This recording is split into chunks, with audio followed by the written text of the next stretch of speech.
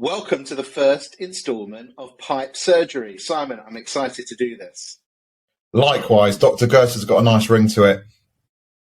We'll get your white coat. Now, for those that don't know, each instalment we're going to be answering a question from our followers, a sales, marketing, go-to-market question or challenge that you have, and we'll try and give our honest answer as to how we might tackle it if we were in your shoes.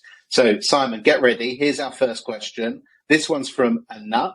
I won't give her full name, but she works at a logistics company here in Israel. They're a SaaS-based platform. And her question is this. Often, the sales team can be on demos with prospects and things are going really well. It feels like this could be an opportunity. However, sometimes the prospect will say that whilst they're the person who will actually use the platform, they aren't the final decision maker. In fact, the decision maker won't even be available to come to any future demos.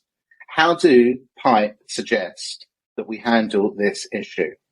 Maybe I'll take a first stab at a response here, and then you can chime in, Simon, if that's okay. Yep. So I think first of all, it goes back to the root of how you got the lead. So very, very important for SDR to pre-qualify in the most full way that they can. Can they find out this information earlier on, being respectful to the person that they're booking the demo with, by maybe answering or rather asking the question of who else in the team might be relevant to using the platform, who's going to be involved in this decision process, and making sure that that's communicated to the salesperson. There's nothing worse for a salesperson going into a demo all excited, energy's high, I'm going to sell this to this person, to basically get halfway or all the way through the demo and realize, shock horror, this is not the person who's actually going to make the decision. So I think the genesis of the problem starts at SDR. Make sure you're asking the right qualification questions and get a rounded picture of the team that might be involved in it. And also, if you're a good salesperson, do a bit of research before. Look at the team, look at the org chart. Where's this person in the hierarchy? So that's where I would probably start to address some of the issues around this challenge. Simon, what do you think? Well, it's a very, very common issue in sales, particularly in enterprise sales, where there's a number of decision makers that will have a stake in whether or not they buy the platform. What I would say is that it's very important to, first of all, to realize that even though they might not be a decision maker, they're still got a lot of influence in the process. Often they're the internal champion, especially if they're ultimately, like you say, using the platform via a nuts question, they're using the platform.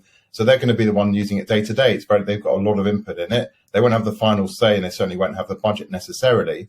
So what I will be doing, rather than some companies where I've been into and they've just sent the same one page every time, forward this on to your boss and hope for the best, very much customize the approach.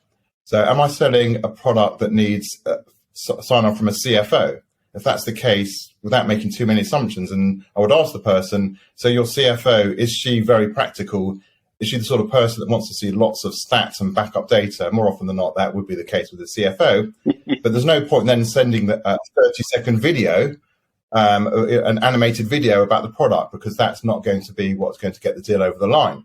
So really finding out the personality of the person that's going to be making the decision, and that's where your champion can assist you. That's number one. And then number two as well, if it's, for example, someone that is, if I'm selling like a sales related product, it might be someone that's got a very quick attention span. They're on a busy sales floor. They haven't got time to make that decision. They're going to decide very, very quickly that decision. So again, what are the 2 or 3 pertinent pieces of information that I can tee up for them via the champion that are going to get the deal over the line? So to circle back, it's really about customizing the approach and making sure that whoever's doing it is going to do the best job for you possible, and not to assume they're going to do the homework themselves. So to make it as easy as possible for them. Great advice, Simon. The other thing that popped into my head is that with a marketing hat on, if you've got your go-to-market team joined up in their approach to not only generating leads, but helping the sales team in pipeline, I call it in pipeline marketing, and basically get your marketing team to start running LinkedIn ads or other soft marketing, soft nurture campaigns to the other people in the ecosystem, run ads against the employees in the company, because then when Mary goes to Vanessa to talk about this opportunity, there might be that osmosis effect of, I saw those guys. And if you're running case studies and ads and other organic content, it can all help push things along. So great advice. Anat, I hope that helps you.